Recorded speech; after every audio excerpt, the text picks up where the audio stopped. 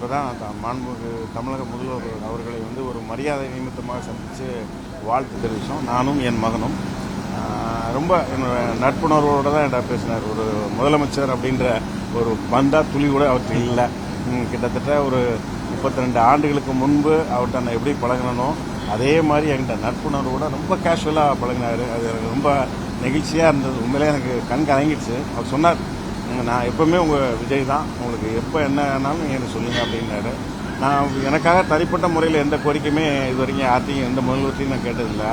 நான் வந்து திரைப்பட நலனுக்காக, திரைப்படத்துறையினுடைய நலனுக்காக வந்து பல முதலமைச்சர்கள்ட்ட பல கோரிக்கைகள் வச்சுருக்கேன் அப்படின்னு சொல்லி இன்றைக்கே ஒரு முதலமைச்சருடைய முதல் நாள் சந்திப்பிலேயே சில கோரிக்கைகள் வச்சுருக்கேன்.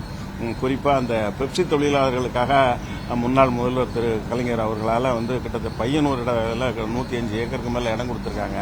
அது வீடு கட்ட முடியாமல் தொழிலாளர்களுக்கு அந்த பண வசதி இல்லை.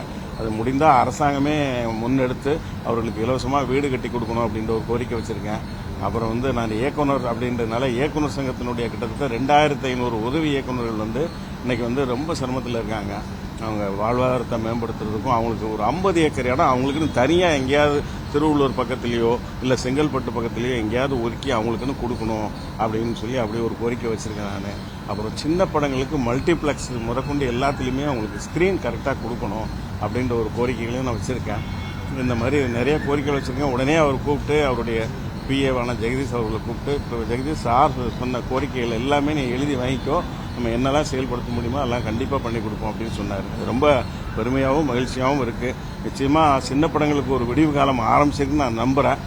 முதல்வர் அவர்களுக்கு மீண்டும் என்னுடைய நன்றி. அது இல்லாமல் என்னுடைய மகனை வந்து பார்த்தோன்னே அடையாளம் பிடிச்சி ரொம்ப ஃப்ரெண்ட்லியாக பேசினார். அந்த இவனுடைய முதல் படம் ஹிட்லிஸ்ட்ன்ற ஒரு படத்துக்காக அவர்கிட்ட வாழ்த்து வாங்குறதுக்காக கோட் படப்பிடிப்புக்கு இவனை கூட்டு போயிருந்தேன்.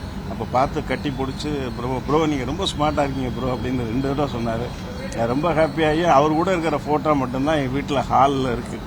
ஒரு நான் முன்னாள் முதலமைச்சர் எல்லாருக்கூடையுமே நான் சந்திச்சிருக்கேன், ஃபோட்டோ எடுத்திருக்கேன்.